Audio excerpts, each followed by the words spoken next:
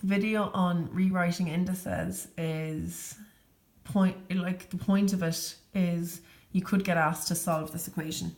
So we have this in front of us here. We see that we have indices. Solve for x is what the question is going to say. And what's usually the most common way to finish a question at Leaving Cert higher level maths? It's usually going to be a quadratic, more than likely even going to be a quadratic trinomial. It's just so common. I'm not saying it happens every time you get a question. It's going to look like, a quadratic, or it's going to definitely be a quadratic trinomial, but it often is. And that's what we're going to keep in mind as we start rewriting this, because as it is, it looks very, very awkward to what you're used to seeing in maths, solving equations, and now we have these missing powers here. So if you take a look at the previous video, you'll actually see the different ways of rewriting 3 to the power 2x. And if I'm keeping in mind the fact that I want a quadratic, then I'm probably going to pick this one here, because what does a quadratic look like? It usually looks like something squared plus something equals 0 maybe, but we're going to look at a quadratic trinomial. Something squared plus something minus 3 equals 0. Or it could be 2 times something squared plus 4 times something minus 3 equals 0. Now, what do we normally see it as? We obviously have 2y squared plus 3y minus 3 equals 0. I'm just calling it the something here. And, this is just to keep an idea of what a quadratic might look like. And so the fact that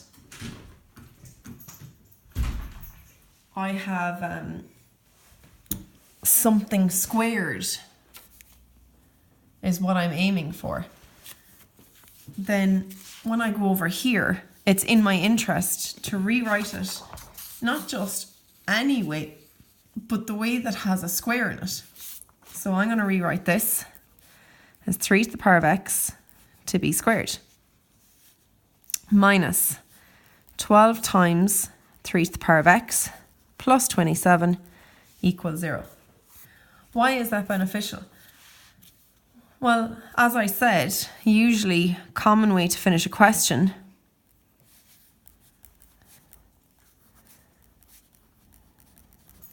is a quadratic trinomial. Not always, but can you see it? We have something squared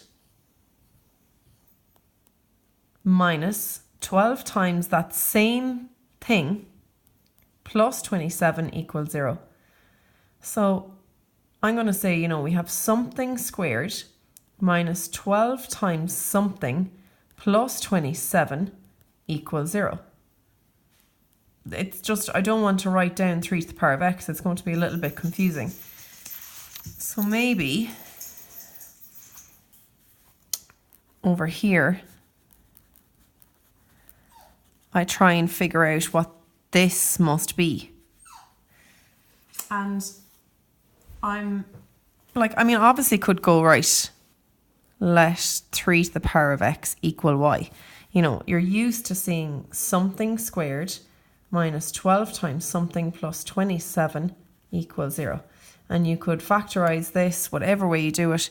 And when you factorize it, you'll end up with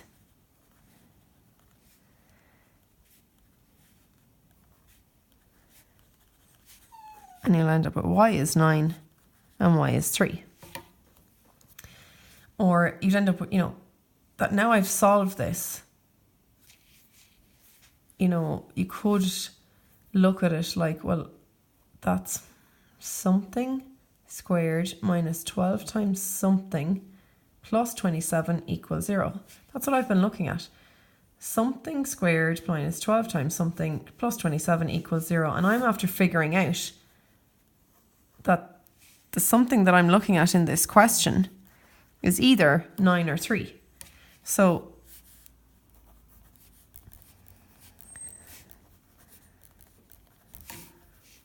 the something that I've been looking at is either equal to 9 or it's equal to 3.